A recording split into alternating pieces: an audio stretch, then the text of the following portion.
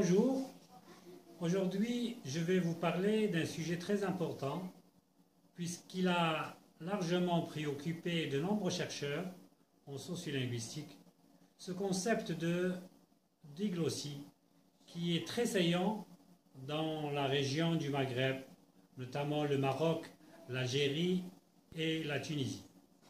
Considéré comme un lieu prototypique pour le contact des langues, l'arabisation du Moyen Âge et la colonisation française sont deux étapes historiques qui ont marqué ou bien qui ont radicalement modifié le profil linguistique de ce territoire maghrébin.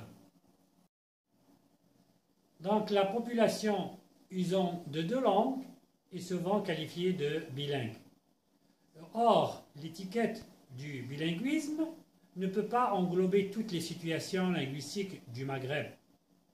C'est pourquoi nous avons adopté ce terme de diglossie qui introduit la notion de variété et de variante. Donc, pour les situations ou de formes apparentées d'une même langue sont en usage. Par exemple, le concept de bilinguisme est insuffisant lorsqu'il est question d'un locuteur parlant une langue officielle à l'école et ils ont une autre variante de cette même langue à la maison. Donc la spécificité de l'espace linguistique du Maghreb vient de ce qu'il est marqué par la présence de la langue française due à son passé colonial et son coexistence avec l'arabe standard, utilisé évidemment dans les écoles et les espaces institutionnels. Donc, qu'est-ce que nous entendons par diglossie? C'est pour cela que nous allons faire une distinction entre le mot diglossie et bilinguisme. Pour ce qui est du bilinguisme, voici la définition qu'on peut trouver dans le trésor de la langue française. Le fait de pratiquer couramment deux langues, état ou situation qui en résulte, ou par métonymie, l'ensemble des dispositions officielles qui assurent ou tendent à assurer à chacune des langues parlées dans le pays un statut officiel. Le terme bilinguisme date de 1918, sous la plume du linguiste français d'Antoine Meillet, 1866-1936, désignant le fait de pratiquer deux langues, autrement dit, une situation linguistique caractérisant les sujets parlants qui pratiquent concurremment deux langues. Une remarque s'impose face à cette définition.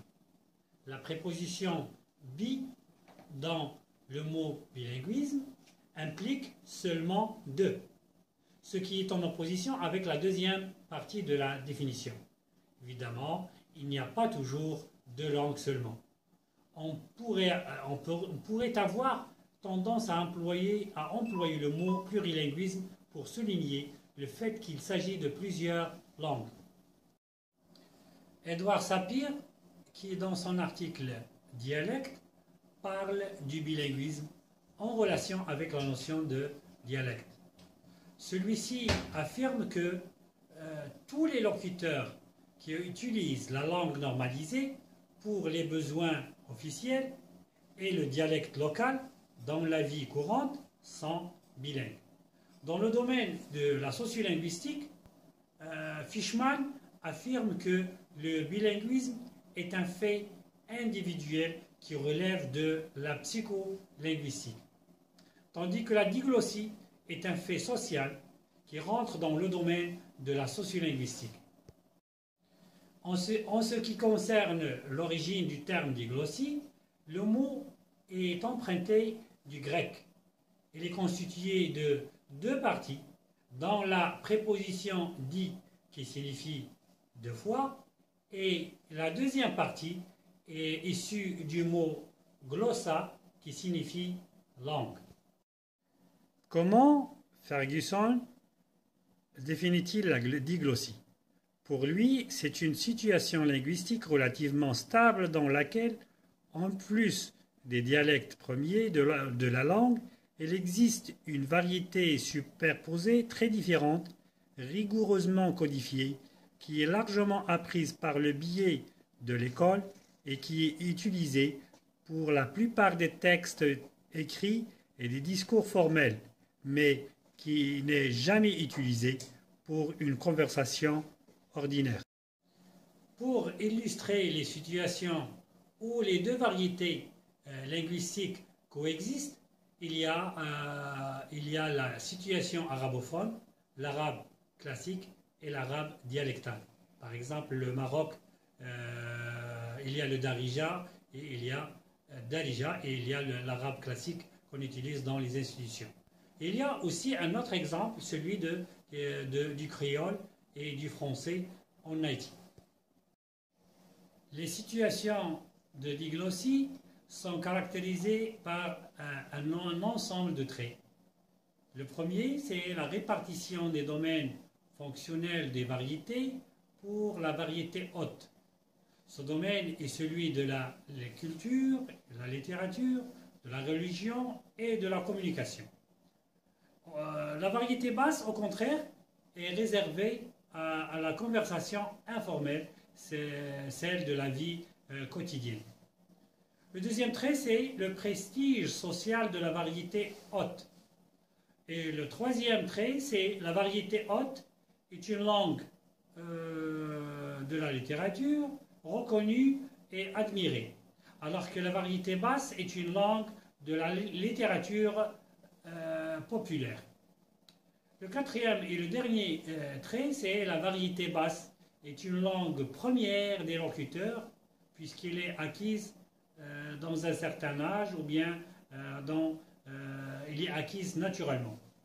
Tandis que la variété haute est acquise à l'école,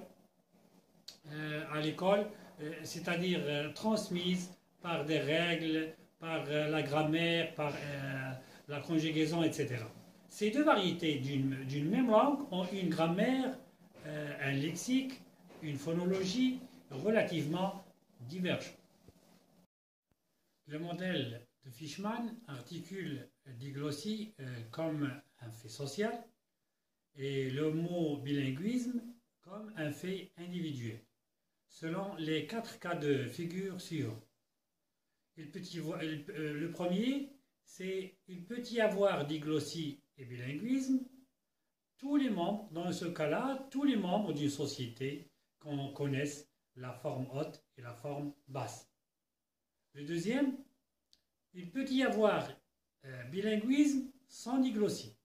Et ce serait le cas dans les situations de migration, par exemple le cas des États-Unis. C'est-à-dire les migrants vivent dans une transition.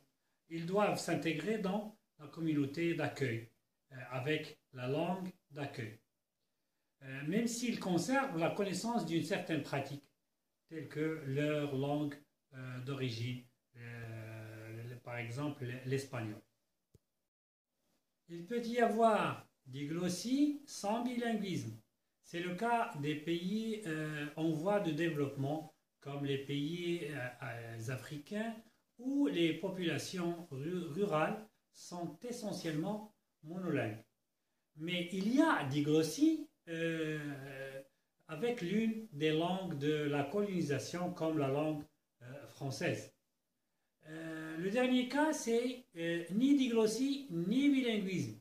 C'est le dernier cas envisagé par Fishman est plutôt théorique.